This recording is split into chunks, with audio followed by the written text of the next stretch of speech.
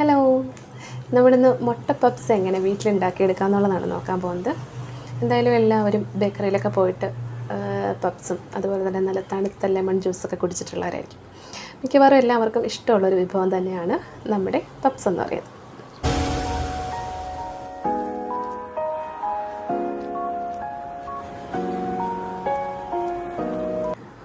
അപ്പോൾ നമ്മൾ പപ്സ് ഉണ്ടാക്കാൻ വേണ്ടിയിട്ട് 1.5 കപ്പ് മൈദയാണ് എടുത്തിരിക്കുന്നത്. അതൊരു ബൗളിലേക്ക് ഇട്ട് കൊടുത്തിട്ടുണ്ട്.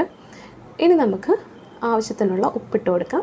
പിന്നെ ചേർത്തത് ഒരു 6 ടേബിൾ സ്പൂൺ എടുത്ത് സൺഫ്ലവർ ഓയിൽ ചേർത്ത് കൊടുത്തിട്ടുണ്ട്.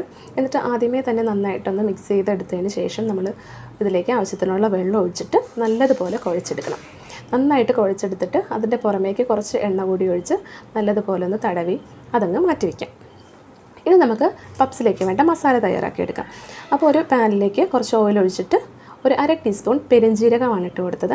പിന്നെ ഒരു ചെറിയ കഷ്ണം ഇഞ്ചിയും 2 വെളുത്തുള്ളിയും ചെറുതായിട്ട് അരിഞ്ഞിട്ടുള്ളതും ഇട്ട് കൊടുത്തിട്ടുണ്ട്. പിന്നെ നമുക്ക് ഒരു 2 മീഡിയം സൈസ് സവോളയാണ്, അതും നൈസായിട്ട് അരിഞ്ഞിട്ടുള്ളതാണ്. അതും ഇട്ടിട്ട് നല്ലതുപോലെ വഴറ്റിയെടുക്കാം. നല്ല സോഫ്റ്റ് ആകുന്നത് വരെ നമ്മൾ വഴറ്റിയെടുക്കണം. ആവശ്യത്തിനുള്ള ഉപ്പ് കൂടി ചേർത്ത് കൊടുത്തിട്ടുണ്ട്. അപ്പോൾ സവോളയൊക്കെ നന്നായിട്ട് വഴന്ന് വരുമ്പോഴത്തേക്കും നമുക്ക് 1 ടീസ്പൂൺ മഞ്ഞൾപ്പൊടി ചേർത്ത് കൊടുക്കാം. പിന്നെ ചേർക്കുന്നത് ഒരു 1/2 ടീസ്പൂൺ മല്ലിപ്പൊടിയാണ്. പിന്നെ ഒരു 1/2 ടീസ്പൂൺ തന്നെ മുളക് പൊടിയും ഗരം മസാലയും 1.5 ടീസ്പൂൺ ഗരം മസാലയും ചേർത്ത് കൊടുത്തിട്ടുണ്ട്. എന്നിട്ട് നന്നായിട്ട് വഴറ്റി എടുത്തിട്ട് നമ്മൾ കുറച്ച് വെള്ളം കൂടി ഒഴിച്ചിട്ട് ഇത് അടച്ച് വെച്ചൊന്ന് വേവിക്കുന്നുണ്ട്. സവോള നന്നായിട്ടൊന്ന് വെന്ത് വരാൻ വേണ്ടിയിട്ട് കുറച്ച് വെള്ളം ഒഴിച്ചിട്ട് നമുക്കിതൊന്ന് അടച്ച് വയ്ക്കാം. അപ്പോഴത്തേക്കും നമ്മുടെ മസാലയൊക്കെ ഇവിടെ റെഡിയായി വരും. പിന്നെ വേണമെന്നുണ്ടെങ്കിൽ തക്കാളി വേണമെങ്കിൽ ചേർത്ത് കൊടുക്കാം. ഞാനത് ചേർത്തിട്ടില്ല, അത് ചേർത്ത് കൊടുക്കാവുന്നതാണ്. അപ്പോൾ നമ്മുടെ സവോളയൊക്കെ നല്ലതുപോലെ വെന്ത് വരുമ്പോഴത്തേക്ക് ലാസ്റ്റ് നമ്മളിതിലേക്ക് കുറച്ച് മല്ലിയിലയും കുറച്ച് കറിവേപ്പിലയും കൂടി ഇട്ട് കൊടുത്തിട്ട് നന്നായിട്ടൊന്ന് വഴറ്റിയെടുക്കുന്നുണ്ട്. അപ്പോഴേക്കും നമ്മുടെ മസാല റെഡിയായി വന്നിട്ടുണ്ട്. നമുക്കങ്ങ് അടച്ച് മാറ്റി വയ്ക്കാം. ഇനി നമ്മൾ കുഴച്ച് വെച്ചിരുന്ന നമ്മുടെ മൈദ അങ്ങ് എടുക്കാം. എന്നിട്ട് ഇതേപോലൊരു കൗണ്ടർ ടോപ്പിലേക്ക് അങ്ങ് ഇട്ട് കൊടുത്തിട്ട് നന്നായിട്ടൊന്ന് ഇതേപോലെ കൈ വെച്ച് തന്നെ പരത്തിയതിന് ശേഷം നമ്മൾ ഇതേപോലെ അകത്തോട്ട് ഇങ്ങനെ ഫോൾഡ് ചെയ്ത് കൊടുക്കണം. ഒരു 3-4 വട്ടം നമ്മളിങ്ങനെ ചെയ്ത് കൊടുക്കണം കേട്ടോ. അപ്പോൾ കുറച്ചുകൂടി സോഫ്റ്റായിട്ട് നമുക്ക് ഈ മാവ് കിട്ടുന്നതായിരിക്കും. ഇതേമാതിരി തന്നെ ചെയ്ത് കൊടുത്തിരുന്നാൽ മതിയാവും. എന്നിട്ട് നമുക്കിത് ഒരു 5 ബോൾസാക്കി എടുക്കാനാണ് ഉദ്ദേശിക്കുന്നത്. എന്നിട്ട് നമുക്കിതുപോലെ കൈ കൊണ്ട് ബോൾസാക്കി ഇതിലേക്ക് അങ്ങ് ഇട്ട് കൊടുക്കാം. അപ്പോൾ എത്രയും ഞാൻ മുന്നേ ചെയ്തതുപോലെ ഒന്ന് പരത്തിയിട്ട് അകത്തേക്ക് ഫോൾഡ് ചെയ്ത് കൊടുക്കുന്നത് നമ്മൾ എത്ര തവണ ചെയ്യുന്നോ അത്രയും സോഫ്റ്റായിട്ട് നമുക്ക് മാവ് കിട്ടുന്നതായിരിക്കും. ഇനി നമുക്ക് അതിൽ നിന്നൊരു ബോൾസ് എടുക്കാം. ആദ്യമേ തന്നെ കുറച്ച് മൈദ അങ്ങ് വിതറി കൊടുത്തതിന് ശേഷം നമുക്ക് ഇതൊന്ന് നന്നായിട്ടൊന്ന് പരത്തിയെടുക്കാം. ഭയങ്കര തിന്നായിട്ട് നല്ല പേപ്പർ പോലെ പരത്തിയെടുക്കുകയൊന്നും വേണ്ട. അത്യാവശ്യം ഒന്ന് നൈസായിട്ടൊന്ന് എടുത്തിരുന്നാൽ മതിയാവും. അതിൻ്റെ ആ നടുക്ക് വശമൊക്കെ നല്ലതുപോലെ ഒന്ന് പരത്തിയെടുക്കാനായിട്ട് നോക്കുക. അപ്പോൾ എല്ലാം നമുക്ക് ഇതുപോലെ അങ്ങ് പരത്തിയെടുക്കാം.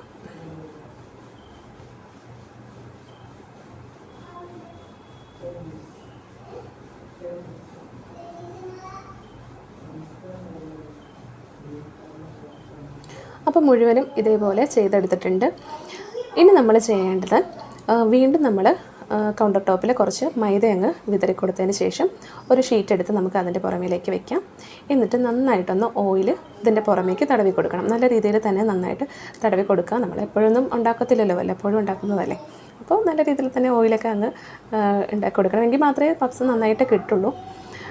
പക്ഷേ കടയിലൊക്കെ ആണെങ്കിൽ നല്ല രീതിയിൽ ചേർക്കും കേട്ടോ. അത്രയൊന്നുമില്ല, എന്നാലും നമ്മൾ ആവശ്യത്തിന് തടവി കൊടുക്കണം എണ്ണ. ഇനി നമ്മൾ കുറച്ച് മൈദ അതിൻ്റെ പുറമേ ഇട്ടിട്ട് അതിൻ്റെ പുറമേക്ക് വീണ്ടും ഒരു ഷീറ്റ് എടുത്ത് വയ്ക്കുക.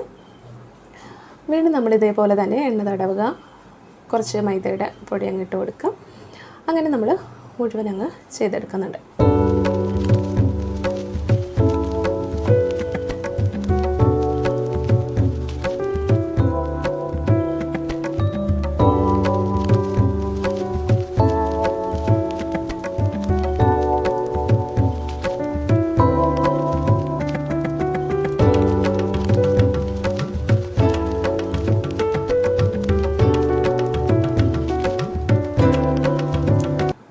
നമ്മൾ എല്ലാ ഷീറ്റും ഇതേപോലെ അങ്ങ് ചെയ്തെടുത്തിട്ടുണ്ട്. ഇനി നമുക്കിത് നല്ലതുപോലെ ഒന്ന് പരത്തിയെടുക്കണം. നന്നായിട്ട് സെൻറ്ററിലൊക്കെ നല്ലതുപോലെ പ്രസ് ചെയ്ത് ഇതേമാതിരി തന്നെ നല്ലതുപോലെ അങ്ങ് പരത്തിയെടുത്തിരുന്നാൽ മതിയാവും. നല്ല ലെയറായിട്ട് കിട്ടാൻ വേണ്ടിയിട്ട് ഇത് നന്നായിരിക്കും.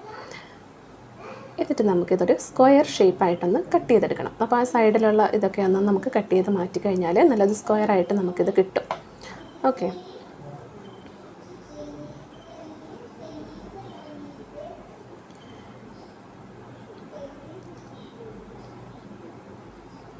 അപ്പം നമുക്കിവിടെ ഒരു 9 ഷീറ്റോളം നമുക്ക് കിട്ടിയിട്ടുണ്ട്.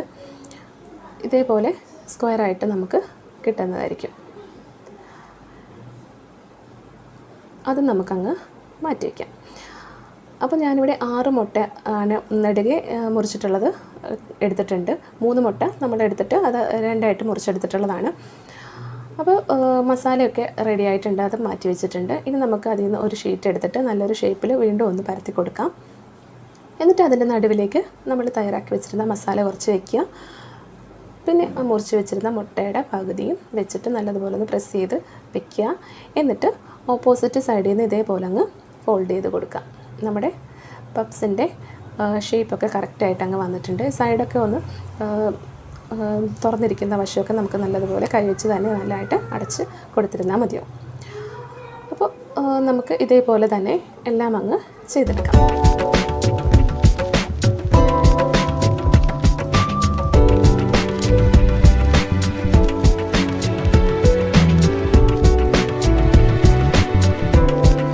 നമുക്കിവിടെ 6 പപ്സ് നമുക്ക് റെഡിയായി കിട്ടിയിട്ടുണ്ട്.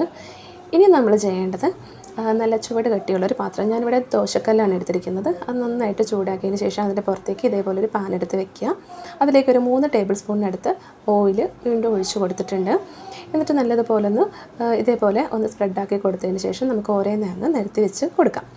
പപ്സ് നമുക്ക് അങ്ങ് നിരത്തി വെച്ച് കൊടുത്തതിന് ശേഷം നമ്മളിതിന് പുറമേക്ക് കുറച്ച് മുട്ടയുടെ വെള്ളം ഒന്ന് തേച്ച് കൊടുക്കുന്നുണ്ട് കേട്ടോ. വെള്ളം മാത്രം എടുത്തിരുന്നാൽ മതിയാവും.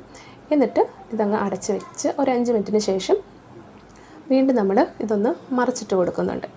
അപ്പോൾ ഏകദേശം ഒരു 45 മിനിറ്റോളം നമ്മളിത് വെക്കണം. ഓവനിലാണെങ്കിൽ പെട്ടെന്നായി കിട്ടും. നമ്മൾ പാനിൽ ചെയ്യുമ്പോൾ ഇത്രയും സമയം എടുക്കും. നമുക്ക് ഇതേപോലെ തിരിച്ചും മറിച്ചു വിട്ട് നന്നായിട്ട് പൊരിച്ച് എടുക്കണമല്ലോ, നല്ലൊരു ബ്രൗൺ കളറൊക്കെ ആയിട്ട് വരണ്ടേ. അപ്പോൾ അതിനായിട്ട് നമ്മൾ ഇതേപോലെ മറിച്ചും തിരിച്ചുമൊക്കെ ഇട്ട് കൊടുക്കണം. ഇടയ്ക്ക് മുട്ടയുടെ വെള്ളയും ഒന്ന് തടവി കൊടുക്കുക. അപ്പോഴേക്കും നമ്മുടെ അടിപൊളി മുട്ട പപ്സ് ഇവിടെ റെഡിയായി വന്നിട്ടുണ്ട്. കണ്ടോ, നല്ല അടിപൊളിയായിട്ട് വന്നിട്ടുണ്ട്. ടേസ്റ്റും നമ്മൾ കടയിൽ നിന്നൊക്കെ കഴിക്കുന്ന അതേ ടേസ്റ്റ് തന്നെയാണ്. നല്ല ലെയറായിട്ടൊക്കെ വന്നിട്ടുണ്ട്. നമ്മളത് പൊട്ടിച്ച് നോക്കുമ്പോൾ കാണാം അടിപൊളിയായിട്ട് വന്നിട്ടുണ്ട്. അപ്പോൾ നമ്മൾ ഇങ്ങനെയുള്ള കാര്യങ്ങളൊക്കെ വീട്ടിലുണ്ടാക്കി അത് നന്നായി വരുമ്പോഴത്തേക്കും ഒരു സന്തോഷം തന്നെയല്ലേ. അതുപോലെ തന്നെ നമ്മുടെ ഇതുണ്ടാക്കിയിട്ട് വീട്ടിലുള്ളവരൊക്കെ കഴിച്ച് നമുക്ക് അത് അടിപൊളിയായിട്ടുണ്ട്, നന്നായിട്ടുണ്ടെന്ന് പറയുമ്പോൾ അതും ഒരു സന്തോഷം തന്നെയാണല്ലേ. അപ്പോൾ എന്തായാലും നിങ്ങളും ഇതുപോലെയൊക്കെ ഉണ്ടാക്കി വീട്ടിലുള്ളവർക്ക് കൊടുക്കുക, സന്തോഷമായിട്ടിരിക്കുക കേട്ടോ. അപ്പോൾ നമ്മുടെ വീഡിയോ എല്ലാവർക്കും ഇഷ്ടമായെന്ന് വിചാരിക്കണം. ഇഷ്ടമായെങ്കിൽ എപ്പോഴും പറയാറുള്ളത് പോലെ തന്നെ നമ്മുടെ ചാനൽ ഇതേവരെ സബ്സ്ക്രൈബ് ചെയ്യാത്തവരുണ്ടെങ്കിൽ ഒന്ന് സബ്സ്ക്രൈബ് ചെയ്യുക. അതുപോലെ സൈഡിൽ കാണുന്ന ബെൽ ബട്ടൺ കൂടി ഒന്ന് എനേബിൾ ആക്കി വയ്ക്കുകയാണെങ്കിൽ നമ്മളിടുന്ന വീഡിയോസൊക്കെ നിങ്ങൾക്ക് നോട്ടിഫിക്കേഷനായിട്ട് വരുന്നതായിരിക്കും. ഇനി വീഡിയോ ഫേസ്ബുക്കിൽ കാണുന്നവരുണ്ടെങ്കിൽ നമ്മുടെ പേജ് കൂടി ഒന്ന് ഫോളോ ചെയ്യാൻ മറക്കാതിരിക്കുക. Okay, thank you.